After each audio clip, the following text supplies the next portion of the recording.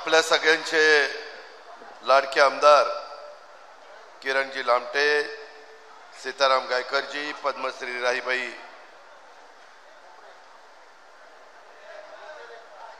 पोपेरे, कपिल पवार, संध्या सोनवणे, कैलास वागचौरे, वैशालीताई राऊत, शरदराव चौधरी, राजेंद्र गुंड, आता ज्यांनी पक्षामध्ये प्रवेश केला ते भाऊसाहेब देशमुख, अभिजित देशमुख, त्यांचे सर्व सहकारी सचिन नरोडे, डॉक्टर मनोज मोरे, प्रशांत गायकवाड, अशोक देशमुख, रामनाथ वागचौरे, अर्जुनराव टिळे, सुधीर शेळके, मनोज देशमुख, अशोकराव आरोटे, विकास शेटे, शर्मिला येवले, अनिल गोडसे, सयाजीराव पोकरकर, अण्णासाहेब गोडसे, भाऊसाहेब नवले, बांदास तिकोडे, पुष्पाताई लामटे, विनायक धुमाळ, अक्षय आबाळे, बांदास डोंगरे, गोरक्ष मालुंजकर, रावसाहेब वाळुंज, उषवाताई निगडे, उज्ज्वलाताई राऊत, नीताताई आवारी, भीमाताई रोकडे, सुजाताताई भोर, बबनराव वाळुंज, प्रकाश नायकोडी, भीमाशंकर कवडे, पोपटशेठ दराडे, आरिफ शेख, तसंच उपस्थित असणारे आमचे सर्व व्यापारी, सर्व मायमाऊली, सर्व उपस्थित माझे बांधव, माझ्या अकोलेच्या विधानसभा मतदारसंघातले आलेले सगळे आदिवासी, बिगर आदिवासी सहकारी, पत्रकार मित्र, बंधू भगिनींनो, माझ्या तरुण मित्रांनो, थोडासा यायला उशीर लागला मला. ही सभा झाल्यानंतर संभाजीनगरला एक महत्त्वाची सभा आहे, मुख्यमंत्री पण तिथे येणार आहेत, त्याच्यामुळे मला तिकडं वेळेमध्ये जायचं आहे. आज अतिशय उत्साहाने आपण सगळ्यांनी आम्हा लोकांचं स्वागत केलं, त्याबद्दल अकोलेकरांना मनापासून धन्यवाद देतो. जनसन्मान यात्रेच्या निमित्तानं माझ्या अकोलेच्या परिसरामध्ये येत असताना मला डॉक्टर लामटेंनी सांगितलेलं होतं की दादा, बरीच विविध विकास कामाची भूमिपूजन आणि लोकार्पण अशा प्रकारचे कार्यक्रम मला घ्यायचे आहेत आणि तुम्ही मला वेळ आचारसंहिता लागायच्या आत द्या. आणि त्याच्यामुळे आज थोडासा उशीर का झाला तर हेलिकॉप्टर उडू शकत नव्हतं, ढगाळ वातावरण होतं आणि त्याच्यामुळे बाय रोड यावं लागलं, त्याच्यावर तिथं जास्त वेळ गेला, नाही तर आत्तापर्यंत कार्यक्रम संपला असता. बरं, पायलटला म्हणलं बाबा असू दे ढगाळ वातावरण, चल जाऊया. तो म्हणला दादा गेल्याच आठवड्यात ढगाळ वातावरणात एक हेलिकॉप्टर पडलं आणि तिघाच्या तिघं वारलेली आहेत. तसं सांगितल्यावर मी आपला गप्पा बसलो, म्हणलं चला गाडीनं. मित्रांनो, कधी कुणाचं काय होईल ते काळाच्या नियतीच्या पुढे तुम्हाला मला सांगता येत नाही. फक्त आईबापाच्या पोटी जन्माला आल्यानंतर लोकांच्या भल्याकरता, कुटुंबाच्या भल्याकरता, परिसराच्या भल्याकरता आपण काम केलं पाहिजे, ही आपली परंपरा आहे. शाहू फुले आंबेडकरांच्या विचारधारेने आपण सगळेजण पुढे चाललेलो आहे. आज या कार्यक्रमाच्या सुरुवातीलाच मी क्रांतीवीर भगवान बिरसा मुंडा यांच्या कार्याचं, त्यांच्या शौर्याचं, त्यागाचं स्मरण करतो आणि आद्य क्रांतिकारक राघोजी भांगरे यांना देखील वंदन करतो. अकोला तालुक्याच्या श्रद्धास्थान माता कळसुबाई, भगवान अगस्ती ऋषी, श्री भगवान अमृतेश्वर आणि श्री गोरक्षनाथाच्या चरणी देखील मी या ठिकाणी वंदन करतो. आज आपल्या तालुक्याच्या आणि शहराच्या आणि इथल्या जनतेच्या भल्याकरता काही महत्त्वाच्या गोष्टी आमच्या डॉक्टर किरण लामटेंनी पाठपुरावा करून केलेल्या आपण पाहिलेल्या आहेत. एक तर अकोलेचा बस स्थानकाचा प्रश्न, तिथं काम आपण केलंय. बाजार तर लोकार्पण, जिथं तुम्ही बसलाय त्या परिसरामध्ये. धुमाळवाडी रस्ता, उपजिल्हा रुग्णालय, मला आता डॉक्टर सांगत होते की दादा आहे ते रुग्णालय आता आम्हाला अतिशय कमी पडतं, फार मोठ्या प्रमाणावर ओपीडी आहे आणि आमच्या दुर्गम भागातनं लोक येतात, त्यांना चांगल्या प्रकारच्या सुविधा आम्हाला द्याव्याशा वाटतात, परंतु इमारत कमी पडायला लागली आणि आम्ही ठरवलं अकोलेकरांनो, यंदा अर्थसंकल्प सादर करत असताना मी अनेक गोष्टी डोळ्यासमोर आणल्या.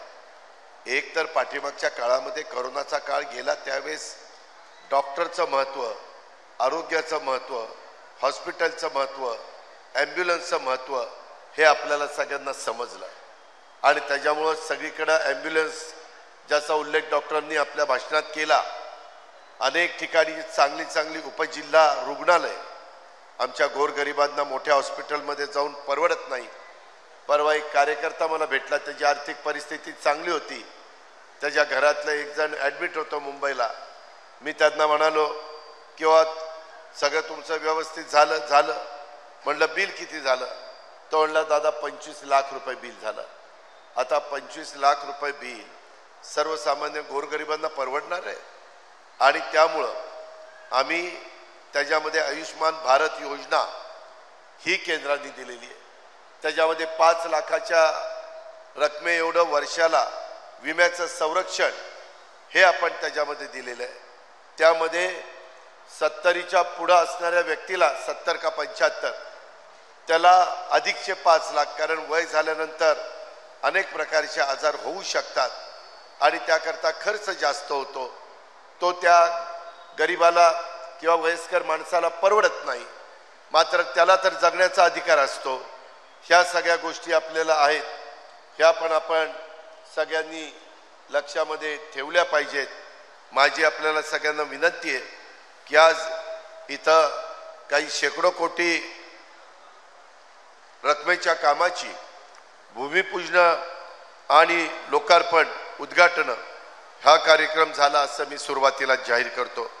या भूमिपूजन लोकार्पणाच्या निमित्तानं मी अकोलेकरांचं पण अभिनंदन करतो, कारण त्याचा फायदा हा अकोल्याच्या तरुण पिढीला, वडीलधाऱ्यांना, मधल्या वयोगटातल्या लोकांना होणार आहे. रानावनात डोंगर दऱ्यात राहणाऱ्या आदिवासी बांधवांनी खऱ्या अर्थानं निसर्गाचं संरक्षण केलेलं मी महाराष्ट्रामध्ये फिरत असताना पाहतो. संवर्धन तर त्यांनी केलंच, परंतु आदिवासी बांधवांच्या लोककला, मी आता इथं आल्यानंतर त्यांचे एक नृत्य चाललेलं होतं, पलीकडच्या बाजूला एक नृत्य चाललेलं होतं. 3 एक वेगवेगळ्या प्रकारची नृत्य मी आज बघितली. ती लोककला ही आपण जपली पाहिजे. ती लोकसंस्कृती, त्या प्रथा परंपरा निसर्गपूजक आहेत. तेच आपल्या देशाचं समृद्ध अशा प्रकारचं सांस्कृतिक वैभव आहे. निसर्ग संवर्धनातून मानव कल्याणाचा विचार देताना देशभरात राष्ट्र उभारण्याचं काम देखील माझ्या आदिवासी बांधवांनी सातत्याने त्यांचं योगदान आहे. त्या सर्वांचा, आपल्या सर्वांचा मला अभिमान देखील आहे. आदिवासी समाजाने कधी निसर्गाच्या विरुद्ध पाऊल टाकलेलं नाहीये आणि निसर्गाच्या नियमाप्रमाणे आदिवासी बांधव आपलं जीवन जगत असतो. आदिवासी बांधव कायम जंगलाचं रक्षण केलंय, निसर्गाचा समतोल राखण्याचं काम आदिवासींनी केलेलं आहे आणि त्यामुळं हेच खऱ्या अर्थानं निसर्गपुत्र आहे असं मी तरी मानतो. महाराष्ट्राच्या विकासाच्या वाटेवर नेण्यासाठी ह्या निसर्गपुत्र असणाऱ्या आदिवासी बांधवांना सोबत घ्यावंच लागेल. या संकल्पनेतनं राज्यात स्वतंत्र आदिवासी विभागाची स्थापना झाली आणि या विभागाच्या माध्यमातून आदिवासी बांधवांच्या विकासात मुख्य प्रवाहात आणण्याच्या करता विविध कोट्यवधी रुपयाच्या योजना आम्ही आणलेल्या आहेत. त्याच्यामध्ये सतत आम्ही बसतो. आता परवाच एक गोष्ट घडली, थोडं मनाला वेदना झाल्या, परंतु तो त्यांचा हक्क होता. आमचे नरहरी झिरवाळ असतील, काही इतर आमचे सगळे आदिवासी आमदार असतील, सत्ताधारी पक्षाचे असतील, विरोधी पक्षाचे असतील, त्यांनी त्या पेसाच्या क्षेत्रामध्ये पेसामुळं रखडलेली भरती प्रक्रिया चालू करा अशी मागणी केली. मित्रांनो, अशाच प्रकारचा प्रसंग मागं सर्वसाधारण गटातल्या मुलांच्यावर आलेला होता. या राज्यातल्या पेसा क्षेत्रातल्या विविध पदांच्या भरत्या करता प्रक्रिया आजपासून काही दिवसापासून अडकली आहे आणि त्याच्यावर माझे आदिवासी तरुणी नाराज आहेत. पेसा क्षेत्रातील बिगर आदिवासी बांधवांनी कोर्टात धाव घेतली. त्यांचं म्हणणं की ठीक आहे, आदिवासी मुलामुलींना मिळू द्या, आम्हाला पण मिळू द्या, त्यांच्या परीनं त्यांना द्या, आमच्या परीनं आम्हाला द्या. आणि ती कोर्टामध्ये असल्यामुळं पुढं काही करता येईना आणि मग आम्ही त्या दिवशी बसून तोडगा काढला की बाबा ह्याच्यातून कुठंही न्यायालयात मानतर राखला गेला पाहिजे. न्यायालयाचा कुठंतरी आम्ही ऐकलं नाही असंही होता कामा नये.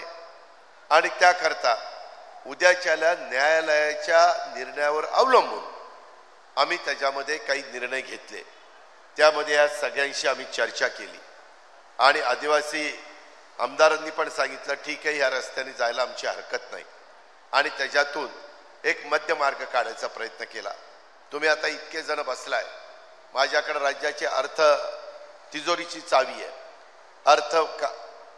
विभाग आणि नियोजन विभाग माझ्याकडे आहे. आता बोलत असताना माझ्या आधी अनेकांनी प्रास्ताविक केलं.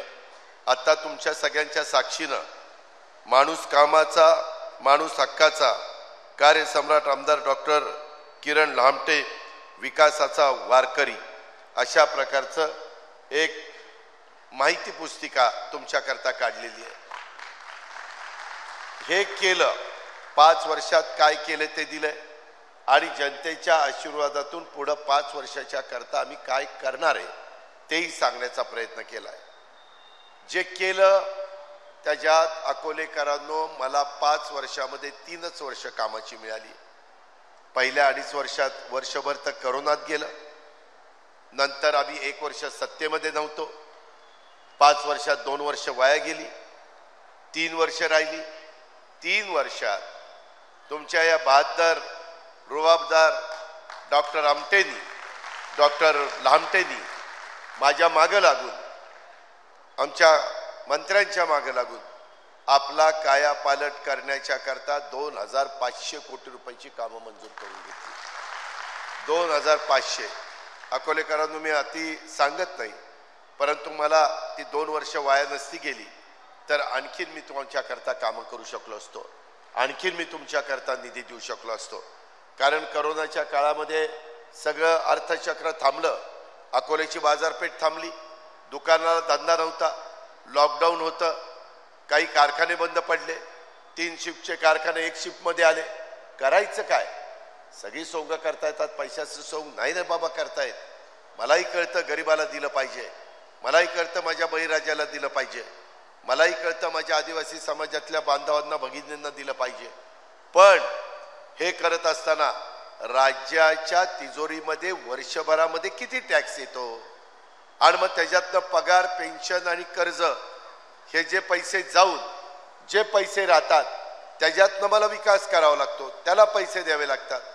त्याच्यातून रस्ते, त्याच्यातून लाईट, त्याच्यातून पाणी, त्याच्यातून बस स्थानक, हॉस्पिटल, प्रशासकीय इमारती, पोलीस स्टेशन, तलाठी कार्यालय, किती नावं सांगू, हे सगळं करावं लागतं.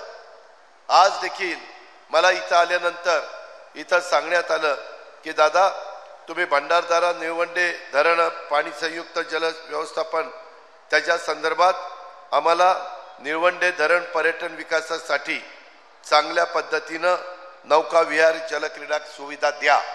बरोबर आहे. तुम्हाला माहित नाही माय माऊलींनो, बांधवांनो, आता मी कोयनेच्या ठिकाणी तापोळ्याला दिलेले. तिथं कोयनेचं प्रचंड मोठं पाणी, लोक जातात, सुट्टीला पर्यटनाला जातात, आनंद घेतात, फॅमिलीला नेतात, मुलाबाळांना नेतात. त्याच्यातनं मी आता उजनीला मंजूर केली. त्याच्यामधनं विदर्भात मी त्या ठिकाणी असलेल्या गोसीखुर्दला मंजूर केलं. हे आता कामं सुरू झाली. आपल्यातले काही मी लोक नेईल, ते दाखवीन आणि ते आपल्या इथं रोजगार देणारच काम आहे. त्याचं अनुकरण धरणाच्या सुरक्षिततेला कुठेही धक्का न लावता, कुठेही काही नौका विहार करत असताना पूर्णपणे सुरक्षितता बाळगून त्याच्यामध्ये जे जॅकेट असतं त्या सगळ्या गोष्टी त्या वापरून आपण त्याबद्दल पुढे जाणार आहोत. मी तुम्हाला शब्द देतो की ह्या वेळेस तुम्ही माझं ऐकलं, परंतु 2 वर्ष आपली त्याच्यात वायात गेली, पुढं वायात जाणार नाही. केंद्रात नरेंद्र मोदी साहेबांचं सरकार आलंय. पहिल्या 100 दिवसात मोदी साहेबांनी करोडो रुपयाच्या योजना, आपलं पालघर जसा आपला आदिवासी भाग आहे तसा पालघरला आदिवासी भाग आहे, पालघर आदिवासी जिल्हाच आहे. त्याच्यानंतर तिथं ठाण्याचा काही भाग आदिवासी आहे. त्याच्यामध्ये पालघरच्या परिसरामध्ये वाढवण बंदर दिलेलं आहे. तुम्ही आश्चर्य कराल अकोलेकरांनो, 75,00,000 कोटी रुपयाचा, पाऊण लाख कोटीचा बंदर आहे. जगातल्या 10 बंदरापैकी एक आहे. 10 ते 12 लाख मुला मुलींना तिथं काम मिळणार आहे. विमानतळ आम्ही तिथं करणार आहोत. हे केलं पाहिजे. हे केल्याशिवाय गत्यंतर नाही. आज डॉक्टर लामटे माझ्या मागे लागायचे, MIDC करा, MIDC करा. आम्हाला इथं पाहिजे तेवढी जमीन नाही मिळाली. MIDCला मोठी जमीन लागती, परंतु जेवढी मिळाली त्याच्यात त्या ठिकाणी MIDC करण्याच्या बद्दलची आम्ही पावलं उचलली. पण माझी विनंती आहे, अजूनही विचार करा. आम्ही चांगला मोबदला देऊ. समृद्धी महामार्ग जात असताना अनेक म्हणले, अरे आमच्या जमिनी जातील, आम्हाला नाही द्यायचं. आम्ही 5 पट मोबदला दिला. जमिनीच्या किमतीच्या 5 पट दिला. सगळ्यांनी जमिनी दिल्या. आज तो नागपूर ते मुंबई महामार्ग जवळपास पूर्णत्वाला गेला. सोय झाली. वाहनं त्या ठिकाणी कमी वेळेमध्ये दूरवर जायला लागली. वेळेची बचत झाली, इंधनाची बचत झाली. हे करावं लागतं. हे केल्याशिवाय गत्यंतर नाही. त्याच्यामध्ये देखील पुढच्या काळामध्ये डॉक्टरशी आणि माझ्या राष्ट्रवादी काँग्रेस पक्षाच्या कैलास असेल, त्याच्यामध्ये सीतारामजी असतील, कपिल असेल, बाकीचे सगळे सहकारी असतील, त्यांची अपेक्षा आहे की हा तालुका पर्यटन तालुका करावा. इथं शहापूर शिर्डी रेल्वे मार्ग वाया अकोला तालुका करून कहता आलं तर ते केलं पाहिजे. पुणे नाशिक नवीन रेल्वे मार्ग, त्याचा एक थांबा हा आमच्या अकोला तालुक्यामध्ये हवाय. त्याशिवाय दळणवळणाचं काम होऊ शकत नाही. आमच्या लोकांना जायचं यायचं म्हटलं तर सोय तर पाहिजे.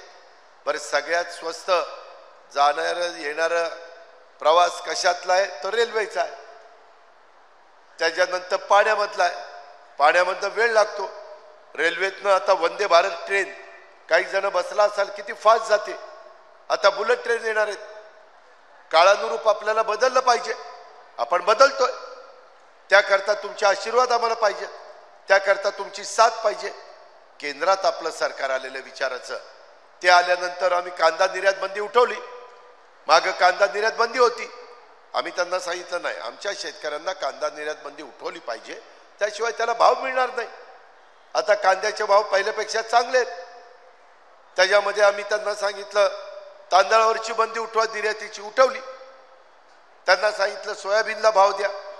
आता उसाला चांगला भाव मिळण्याकरता त्यांनी 5-6 वेळेला FRP वाढवली. मी त्यांना सांगितलं नुसती FRP वाढवू नका, MSP मिनिमम सपोर्ट प्राइस ती वाढवली पाहिजे. ती MSP वाढवायला सांगितलेली. आता ती वाढवल्यानंतर पण आपल्याला त्याचा फायदा होणार आहे. हे का आम्ही करू शकतो? का तर तिथं नरेंद्र मोदी, अमित शहा, पियुष गोयल, नितीन गडकरी, कृषी मंत्री शिवराजसिंह चौहान कालच पोहरादेवीच्या तिथल्या कार्यक्रमाला आले होते. हे आमच्या ओळखीचे. विरोधक उद्याच्याला सांगतील ते आमचं ऐकत नाही. म्हणून विरोधकांचा विचार करू नका. सत्ताधारी पक्षाचा विचार करा, कारण त्याच्यातनं आपलाही फायदा होणार आहे. आम्ही केंद्राकडे जाऊन कमी व्याजाने पैसे आणू शकतो. जो चंद्रबाबू नायडूने आंध्र प्रदेशमध्ये आणि नितीश कुमारने मध्य प्रदेशमध्ये नेला, बिहारमध्ये नेला, चुकून मी मध्य प्रदेश म्हणलं, बिहारमध्ये, ते तिथले मुख्यमंत्री आहेत. तसं आम्ही पण आणू. आज आम्ही जे काही अतिवृष्टी झाली, काही ठिकाणी पावसामुळे पिकं वाया गेली, त्याच्याकरता NDRF SDRF कडनं सगळ्यात जास्त निधी केंद्राकडनं आम्ही आणला. का तर तिथं ओळखीचे लोक आहेत. जर त्या विचाराचेच लोक इथं असतील तर कामं होणार आहे. नसतील तर हे निवडून येणारे म्हणतील आमचं तिकडं सरकार येईल तेव्हा बघू. अरे 4.5 वर्ष वाया जातील ना. इथं वेळेचं महत्व आहे ना. आज माझ्या मायमाऊली इथं इतक्या आल्या. मी यंदाचा अर्थसंकल्प सादर करत असताना मी जातो तिथं प्रचंड संख्येने मायमाऊली येतात. मी तुम्हाला धन्यवाद देतो, तुमचे आभार मानतो भावाच्या नात्याने. मला इथं आल्यानंतर एवढ्या राखी बांधल्या. काहींना आता ते बांधताच नाही. जेव्हा मी रक्षाबंधन झालं, आम्ही रक्षाबंधनाची ओवाळणी त्यांना दिली. त्यांना जुलैचे 1,500, ऑगस्टचे 1,500, सप्टेंबरचे 1,500 दिले. आज मायमाऊलींना सांगतो ऑक्टोबर नोव्हेंबरचे पैसे पण तुम्हाला 8 दिवसाच्या आत द्यायची व्यवस्था करतो. October November. बांधवांनो, शेवटी हे आपल्याच घरच्या मायमाऊली आहेत. त्याचा फायदा तुम्हाला पण काही प्रमाणात होणार आहे, कारण तुमच्याही घरात पैसे येणार आहेत. पण पैशाचा हक्क तुमचा नाही, त्यांचा आहे. त्यांना काय करायचं ते करू द्या.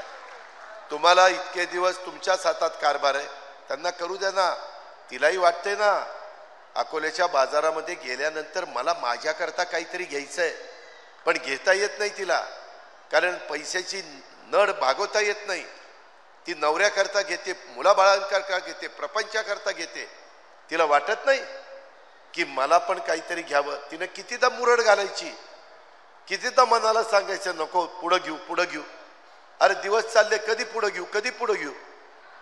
त्याकरता आम्ही योजना सुरू केली, आमची टिंगलटावाळी केली. विरोधक कोर्टात गेले बंद करायला. काय वाईट आहे? जर माझ्या गोरगरीब आणि गोरगरिबांच्या मायमाऊलींना देतोय ना, 2.5 लाखाच्या आतमध्ये उत्पन्न असणाऱ्यांना देतोय. मी आता काहींना भेटतो, माऊली बहीण, लाडकी बहीण पैसे मिळाले का? वय दादा मिळाले पैसे. ते हसते, चेहऱ्यावर आनंद दिसतो, समाधान दिसतं. ते तर आम्हाला पाहिजे. रडका चेहरा बघून काय करता? सगळ्यांनी समाधानाने जगा ना. ते जगण्याच्या करता काय कमी पडते ते सांगा ना. आपण आहोत ना. आपण त्या संदर्भामध्ये आज केंद्र सरकार देखील, काल आम्ही पंतप्रधानांच्या बरोबर होतो, करोडो रुपयाच्या कामाची भूमिपूजन उद्घाटन केली. कुठं मेट्रोची कामाची उद्घाटन, कुठं त्या ठिकाणी मराठी भाषेला अभिजात भाषेचा दर्जा दिला. फार मोठं काम आपलं झालं. वर्षानुवर्ष कुणी करत नव्हतं. आज तुमच्या माझ्या भाषेला एक मान सन्मान प्रतिष्ठा मिळाली. हे झालं नव्हतं. अनेक सरकारं आली आणि गेली, परंतु नुसतंच खोटी आश्वासनं दिली. आज माझ्या मायमाऊलींना जशी मदत केली तसं वर्षाला यांना 3 गॅस सिलेंडर आम्ही मोफत देणार आहे. मी आत्ताच माहिती मागवली. पात्र 70 लाख आहेत. अजून काही कागदपत्राची अपूर्तता राहिली. 41 लाख कुटुंबांना 285 कोटी रुपयाचं वाटप केलं आणि 4 महिन्यातनं 1 गॅस सिलेंडर आम्ही त्यांच्या अकाउंटला पैसे पाठवतोय. आता वर्षातनं 4-4-4 12 महिने ह्याच्यातनं त्यांचं सगळं भलं होणार आहे असं मला माझा दावा नाही आहे. पण काही ना फुल ना फुलाची पाकळी. जर एखादीला 6 सिलेंडर लागत असतील वर्षाला, 3 तिच्या पैशाने घेईन, 3 आमच्या पैशाने घेईन. आमच्या म्हणजे सरकारच्या. ते आम्ही केलंय. ह्याच्या आधी कुणी केलं नाही. आम्ही गरिबांच्या मुली शिकत नाहीयेत कॉलेजला, आदिवासींच्या मागासवर्गीय. कारण जर तुमच्या अंगामध्ये किती तुम्ही पाणीदार असाल, अरे तुझ्या शिवारात पाणी नसेल तर काय करणार तू, हे मला माहिती ना. आणि त्याच्यामुळं मी त्याच्यात दुसरा एक मार्ग काढायचा ठरवलंय. तुम्ही काळजी करू नका. पुढच्या महिन्यात विधानसभेच्या निवडणुकींचं मतदान आहे. आम्ही महायुतीच्या सरकारच्या मार्फत अनेक उमेदवार 288 मतदारसंघात उभे करणार आहोत. काही ठिकाणी घड्याळ चिन्ह असेल, काही मतदारसंघात धनुष्यबाण चिन्ह असेल, काही मतदारसंघात कमळ चिन्ह असेल. हे चिन्ह महायुतीचे आहे. तुमच्या इथं घड्याळ, या घड्याळाचा बटन त्या ठिकाणी दाबा. त्याच्यामध्ये तुम्ही डॉक्टर लामटेंना दुसऱ्यांदा विधानसभेमध्ये पाठवा. आता त्या घड्याला 5 वर्षाचा अनुभव आलाय. त्याच्यामुळं अनुभवातनं माणूस बरंच काही शिकतो. त्याच्यातून आपण हे राहिलेली कामं आणि हे काही पर्यटन, त्याच्यामध्ये जल पाण्याच्या संदर्भातले आपले वेगवेगळ्या प्रकारचे कार्यक्रम, हे त्या ठिकाणी नौका विहार, जलक्रीडा, हे असे वेगवेगळे प्रकार असतील ते आपण घेऊया. आपल्याला आर्थिक सुबत्ता आली पाहिजे. मी मगाशी सांगितलं, महिलांना आम्ही वर्षाला किती 1000 कोटी देतो माहिती आहे? माझी लाडकी बहीण योजनेत, मुख्यमंत्री माझी लाडकी बहीण योजना 46,000 कोटी रुपये देतो. 46,000 कोटी. 46,000 कोटी रुपये काय त्यांच्या घरात ते ठेवणार नाही. काही जण म्हणतात, दादा अरे भावा तुम्ही पैसे दिले, माझं ब्लड प्रेशरच्या गोळ्या मी आणू शकले, माझा आता तब्येत चांगली झाली. काही म्हणते या रक्षाबंधनाला मी राखी तयार करण्याच्या करता दोरा, मणी आणि ज्या गोष्टी लागतात त्या आणल्या, कारण पहिला 3,000चा हप्ता होता, 2 महिन्याचा दिला तुम्हाला. त्या 3,000 त्या माझ्या मायमाऊलीनं 20,000 रुपयाच्या राख्या तयार करून विकल्या. 20,000 रुपये. परवा मी ह्याला होतो विदर्भात, तिथं ती मायमाऊली विदर्भात नाही मराठवाड्यात, ती परळीला, ती मला म्हणली की दादा मी सासूबाईंनी मला 3,000 रुपये मिळाले, त्याच्यामध्ये नवरात्र उत्सवात, गणेश उत्सवात असं काही काही सुशोभीकरण करावं लागतं, तसं मी करून विकले, मला 15,000 रुपये त्याच्यात झाले. महिला पण डोकं चालवतात, काही शिलाई वगैरे मशीन वगैरे त्यांनी केलं. आज हे केलं पाहिजे, शेवटी हा पैसा इथं राहणार नाही, हा पैसा इथल्या बाजारपेठेमध्ये जाईल, छोट्या मोठ्या दुकानात जाईल, त्याचा धंदा वाढेल. हे अर्थचक्र आहे, हे विसरू नका. ह्या पद्धतीनं हे महायुती सरकार काम करत आहे. माझी आपल्याला विनंती आहे, विरोधक येतील, आम्हाला कुणाला टीका टिप्पणी करायची नाही. मी जे जनसन्मान यात्रा निघाल्यापासून कुणावरही टीका टिप्पणी करत नाही.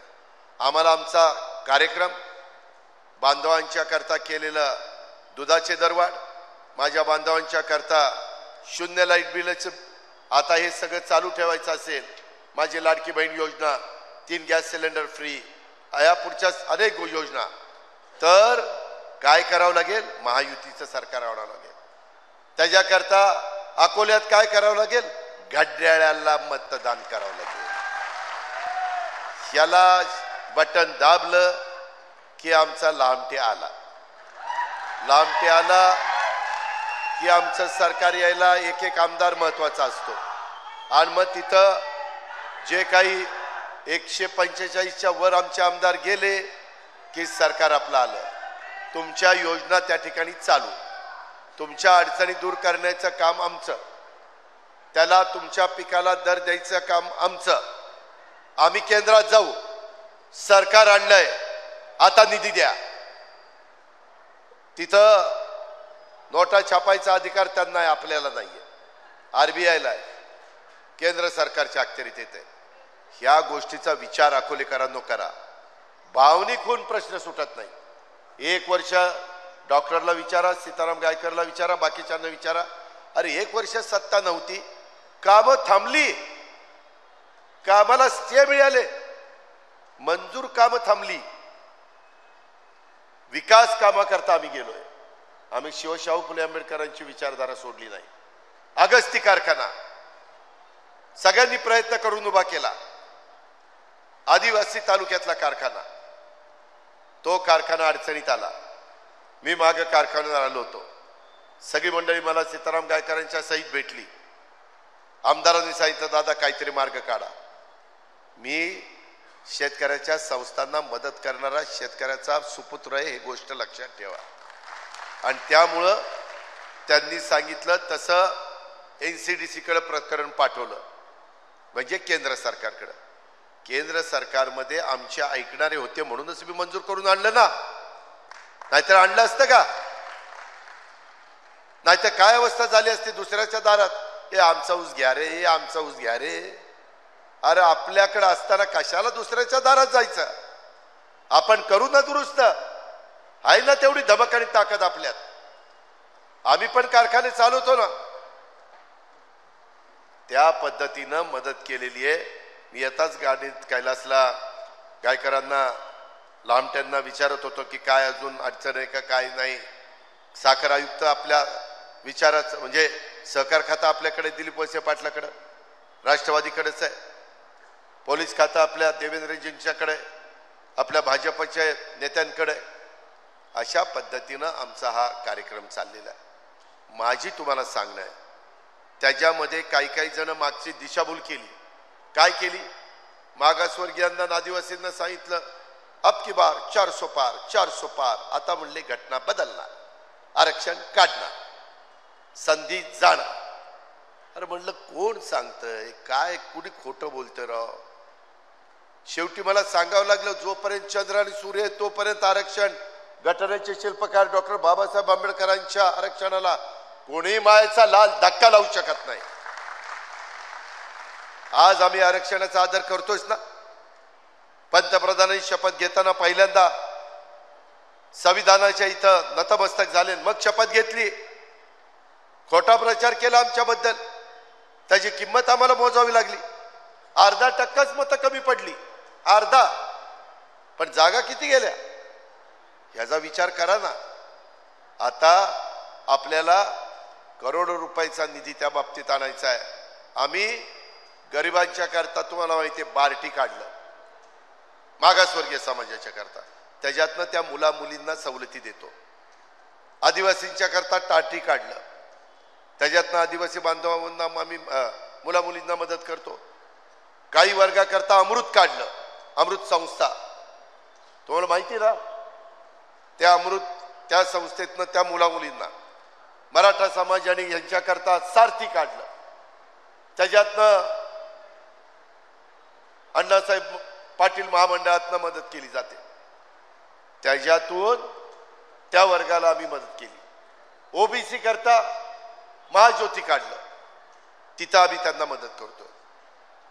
हे सगळं करत असताना मातंग समाज म्हणला, राव दादा बार्टीमध्ये आमच्यावर अन्याय होतोय, आमच्याकरता काहीतरी काढा. त्यांच्याकरता आरटी काढलं. इथं आहे का मातंग समाजाचं कोणी? आरटी काढलं की नाही? त्यांना त्याच्यातनं मदत होती. माझा मुस्लिम समाज म्हणला, दादा आम्ही अल्पसंख्याक, आमचा काय विचार आहे का नाही? आम्ही भारतात आहे, आम्ही महाराष्ट्रात आहे, आम्ही अकोल्यात आहे. त्यांच्याकरता मार्टी काढलं आणि त्याचं काम सुरू केलं. समाजातल्या सर्व जाती धर्माला भेदभाव नाही केला. या योजना, ही बिलं माफी जी केली, गाईचं दूध घालणारा शेतकरी भले कुठल्याही जाती धर्माचा असू द्या, त्याचा व्यवसाय असेल, त्याला 7 रुपये 1 तारखेपासून जास्तीचे मिळणार लिटरला. फक्त दूध कोरं घालायचं, गाईच्या सडातनं पिळायचं, डायरेक्ट डेअरीला घालायचं. भेसळ काय करायची नाही. कारण कुठली तरी कच्ची बच्ची मुंबईतली ते पितायत, पुण्यातली पितायत. गरीब कुणाच्या कच्च्या बच्चांना खराब दूध देण्याचा अधिकार तुमचा माझा नाहीये. मध्ये तर मी म्हणलं, जे भेसळ करते त्याला फाशीची शिक्षा करा, पण ते अजून मंजूर नाही झालं. त्याच्यामध्ये आमच्या ह्या सगळ्या गोष्टी, माझ्या मायमाऊली, लाडकी बहीण, जात बघून योजना आणली. सगळ्या जाती धर्माच्या माझ्या महिला गरीब असतील त्यांना योजना. लाडकी, ते लेक लाडकी एक योजना आहे आमची. त्याच्यामध्ये मुलगी जन्माला आल्यानंतर जन्मल्यापासून 18 वर्षाची होईपर्यंत त्या मुलीला, जन्मापासून 18 वर्षाची होईपर्यंत 1,01,000 टप्प्याटप्प्यामध्ये आम्ही देणार. आई वडिलांनी त्यांचं बघायचं.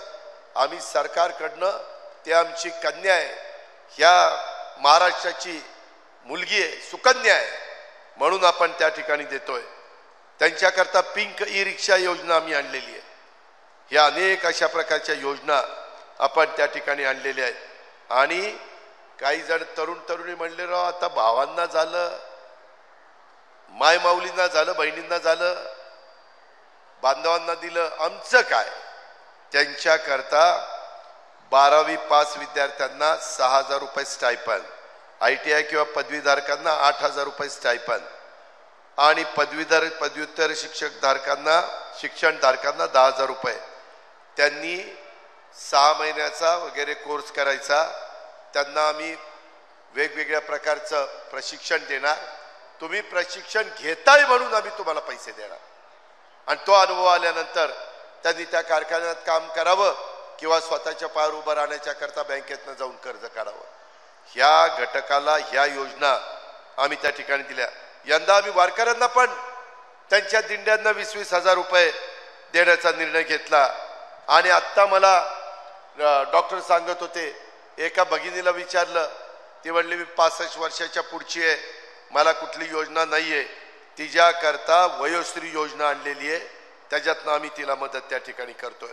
ह्या पद्धतीनं बार्टी, सारथी, महाज्योती, अमृत, RT, TRTI वनआरटी या संस्था आम्ही स्थापन केल्या. तसंच गुरव, लिंगायत, नाभिक, रामोशी, वडार, सुतार, विणकर, ब्राह्मण, राजपूत, सोनार, आर्यवैश्य, जैन, बारी, तेली, हिंदू खाटीक, लोणारी या समाजाच्या करता देखील आम्ही महामंडळाच्या उपकंपन्या स्थापन केल्या. त्याच्यातनं त्यांना मदत करणार आहे. कुठलाही घटक ह्या तिथं राहता कामा नये अशा पद्धतीनं मी आपल्याला सगळ्यांना सांगितलेलं आहे. ही गोष्ट आपण लक्षामध्ये ठेवा अशी माझी आपल्याला सगळ्यांना आग्रहाची विनंती आहे. बरेच इथं प्रश्न आहेत. त्या प्रश्नाच्या संदर्भात मी अनेक गोष्टीचा इथं उल्लेख करण्याचा प्रयत्न केला. मी आपल्याला सगळ्यांना सांगतो, आपला आमदार हा हर हुन्नरी आमदार आहे. अतिशय व्यवस्थितपणे मी त्यांना तालिकेचं अध्यक्ष पण केलं. तालिकेवर बसून देखील त्यांनी चांगल्या पद्धतीनं काम तिथं केलेलं आपण सगळ्यांनी बघितलेलं आहे. जे काही जबाबदारी आपण टाकू ती जबाबदारी ते व्यवस्थितपणे पार पाडतात.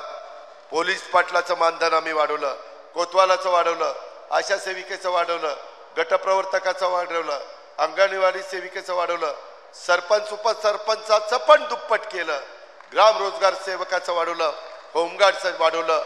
बचत गटाला पण आम्ही पूर्वी 15 लाख द्यायचो होतो, आता 30 लाख रुपये देतो. बचत गटाचं काम पण इथल्या माझ्या महिला अतिशय चांगल्या प्रकारे करतात, त्याबद्दल तुमचं अभिनंदन. आता लखपती दिदी ही पण योजना केंद्र सरकारने आणलेली आहे. त्या योजनेचा लाभ माझ्या सहकाऱ्यांनी ह्या निमित्तानं घ्यावा अशा प्रकारची माझी विनंती आहे. माझी एवढीच जाता जाता विनंती, काही झालं तरी गायकरजी, सीताराम गायकर असतील, कैलास वागचौरे असतील, सगळे माझे सहकारी असतील, तुम्हाला मी कधी अडचण येऊन दिली नाही. ज्या ज्या अडचणी आल्या त्याच्यातनं आपण मात करण्याचा प्रयत्न केला, मार्ग काढण्याचा प्रयत्न केला. मला इथल्या राष्ट्रवादीच्या आणि इतर पण मित्रपक्षाच्या सगळ्या सहकाऱ्यांना सांगायचं, एकनाथराव शिंदे, देवेंद्रजी, आम्ही सगळेजण महायुतीच्या सरकारच्या माध्यमातून जेवढं काही राज्याचं भलं करता येईल ते करण्याचा प्रयत्न आम्ही करतोय. परंतु तो प्रयत्न करत असताना तुमचे आशीर्वाद, तुमची साथ, तुमचा भरभक्कम पाठिंबा माय माऊलींनो, बहिणींनो मला पाहिजे. मी राखीच्या साक्षीनं शपथ घेऊन सांगतो, मी तुम्हाला वाऱ्यावर सोडणार नाही. मी शब्दाचा पक्का आहे. हा अजितदादाचा वादा आहे, हा असा तसा नाहीये. बांधवांनो, तुम्हाला मी सांगतो, माग सुशीलकुमार शिंदे मुख्यमंत्री असताना वीज माफी केली. गायकर तुम्हाला आठवत असेल, एक बिल दिलं 0चं, पुढं सरकार आलं विलासरावांचं, काँग्रेसचंच, आणि पुन्हा बिल द्यायला सुरुवात केली. मी विलासरावांना म्हणलं, राव असं ठरलं होतं, जाऊ दे म्हणले, ते इलेक्शनचं होतं, आता बिल लावायचं. आम्ही 3, 5, 7.5 पुन्हा सरकार आणायला मदत करा. तो हे ताकद तुमच्या पवित्र बटन दाबण्यामध्ये आहे, ते तुम्ही करा. मी पुढं 5 वर्ष तुम्हाला 5 हॉर्सपॉवर, 3 हॉर्सपॉवर, 7.5 हॉर्सपॉवर मोफत वीज देणार. आणि मी तुमच्या गरीब महिलांना, माय माऊलींना पुढं 5 वर्ष कायमचा लाडकी बहीण योजना चालू ठेवणार. तुम्ही काळजी करू नका, तुम्ही फक्त साथ द्या. आणि हे करत असताना राज्याचा तर विकास करणारच, कारण केंद्र सरकार आपल्या पाठीशी, केंद्र सरकार आपल्या पाठीशी. काल मोदी साहेबांनी पण सांगितलं, आज पेपर वाचून बघा, खूप काही गोष्टी चाललेल्या आहेत. मात्र आता अजून माझी पुढची सभा होईल, ते फॉर्म भरल्यानंतर होईल, त्या सभेला मी येईल. अकोल्यामध्ये महायुतीच्या उमेदवाराला मतदान करा म्हणून सांगायला. तोपर्यंत कुठं काही कुणाचं भांड्याला भांडं लागतं, लगेच तू असं म्हणलं का, मग मी चाललो तिकडं. तिकडचा काय नाराज झाला, तिकडून निघतोय, चाललो इकडं. इकडं तिकडं करून प्रश्न सुटणार नाही. प्रश्न सोडवण्याची धमक आणि ताकद नेतृत्वात असावी लागते. माझी प्रशासनावर पकड आहे, कुणालाही महाराष्ट्रात विचारा, पकड आहे की नाही, अधिकारी माझं ऐकतात की नाही. आता सांगितलं चला महिलांना मध्ये बसवा, बसवलं की नाही. अरे बोलण्यात दम लागतो, दम, रग लागते, रग. त्यांना सांगितलं असतं, अहो पोलीस तिथं बसवा ना, ते म्हणलं असतं चल रे कुठं बसवा. काम करून घेण्याची पण नॅक लागते आणि ती तुमच्या आशीर्वादामुळं आम्हाला 35 वर्षात आली आहे. त्याच्यातनं अजून राज्याचं शिवशाहू फुले आंबेडकरांच्या महाराष्ट्राचं आपल्याला भलं करायचंय. करताना सगळ्या जाती धर्माला बरोबर घेऊन जायचंय. अल्पसंख्याकांनो असा कुणी वाटून घेऊ नका की उद्याच्याला आम्हाला कुणी आधार देणार आहे का नाही. तुम्हाला राष्ट्रवादी काँग्रेस पक्ष आधार देणारा पक्ष आहे हे मी अल्पसंख्याक समाजाला अधिकारवाणीनं सांगतो. आपण सगळे भारतीय आहोत. 18 पगड जाती 12 बलुतेदारांना घेऊन शिवाजी महाराजांनी हिंदवी स्वराज्याची स्थापना केली होती. हे आपण कदापि विसरता कामा नये. सगळ्या जाती धर्माचे लोक त्याच्यात होते. त्याच पद्धतीनं आता इथून पुढे देखील जाताना सगळ्या जाती धर्माच्या समाजाला बरोबर घेऊन हा महाराष्ट्र देशामध्ये वेगवेगळ्या योजनांच्या मध्ये पहिल्या क्रमांकाचं राज्य आपल्याला ठेवायचं आहे आणि त्याच्यातून आपलं भलं करून घ्यायचं आहे. ते करा असा विनंती करतो. असं आपल्याला सगळ्यांना आव्हान करतो. आपण प्रचंड संख्येने आला त्याबद्दल आपल्याला धन्यवाद देतो. जय हिंद, जय महाराष्ट्र, जय महायुती. एबीपी माझा, उघडा डोळे बघा नीट.